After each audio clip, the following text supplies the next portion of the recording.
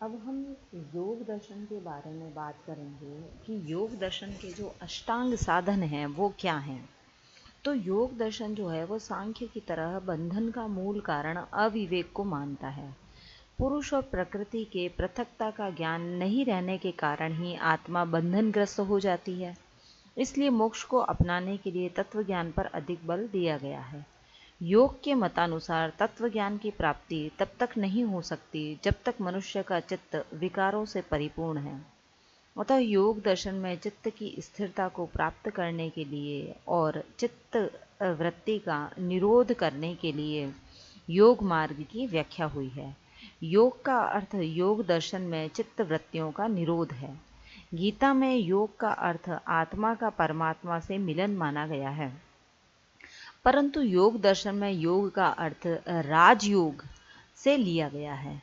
योग मार्ग की 8 सीढ़ियां हैं, इसलिए इसे योग के अष्टांग साधन भी कहा जाता है। योग के अष्टांग मार्ग इस प्रकार हैं। जो योग के अष्टांग मार्ग के जो साधन हैं वो कौन कौन से हैं उसके बारे में हम 8 सीढ़ियां हैं वो कौन कौन सी हैं।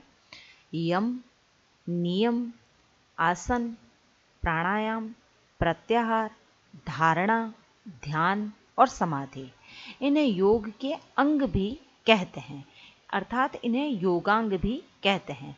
अब एक एक सीढ़ी को लेकर, एक एक अंग को लेकर हम उसकी विस्तार से चर्चा करेंगे। तो सबसे पहले हम लेते हैं यम की। यम योग का प्रथम अंग है। बाह्य और आभ्यंतर इंद्रियों के संयम की क्रिया को यम कहा जाता है। यम 5 प्रकार के होते हैं: अहिंसा, सत्य, अस्तेय, ब्रह्मचर्य और अपरिग्रह। सबसे पहले हम बात करते हैं अहिंसा की। अहिंसा का अर्थ है किसी समय किसी भी प्राणी की हिंसा नहीं करना। अहिंसा का अर्थ भी प्राणियों की हिंसा का परित्याग करना ही है, बल्कि इनके प्रति क्रूर व्यवहार का परित्याग करना भी अहिंसा ही कहलाता है। योग दर्शन में हिंसा को बुराइयों का आधार माना गया है।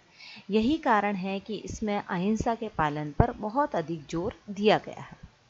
दूसरा जो अंग है उसकी हम बात करते हैं। यम का जो दूसरा अंग है उसकी जो बात हम करते हैं तो वह है सत्य। सत्य का अर्थ है मिथ्या वचन का परित्याग करना। व्यक्ति को कैसे वचन का प्रयोग करना चाहिए जिससे सभी प्राणियों का हित हो। जिस वचन से किसी भी प्राणी का अहित हो उसका परित्याग परमावश्यक है। जैसे देखा सुना और अनुमान किया उसी प्रकार मन का नियंत्रण करना चाहिए। तीसरे जो अंग है, यम का जो तीसरा अंग है वह है अस्तेय। अस्तेय तीसरा यम है। दूसरे के धन का अपहरण करने की प्रवृत्ति का त्याग ही अस्तेय है। दूसरे की संपत्ति पर अनुचित रूप से अधिकार जमाना स्तेय कहलाता है। इसलिए इस मनोवृत्ति का परित्याग ही अस्तेय का दूसरा नाम है। चौथी बात हम करते हैं ब्रह्मचर्य की। ब्रह्मचर्य चौथा यम है। ब्रह्मचर्य का अर्थ है विषय वासना की ओर झुकाने वाली प्रवृत्ति का परित्याग। ब्रह्मचर्य के द्वारा ऐसी इंद्रियों के संयम का आदेश दिया जाता है जो काम की इच्छा से संबंधित है। अपरिग्रह 5वां यम है।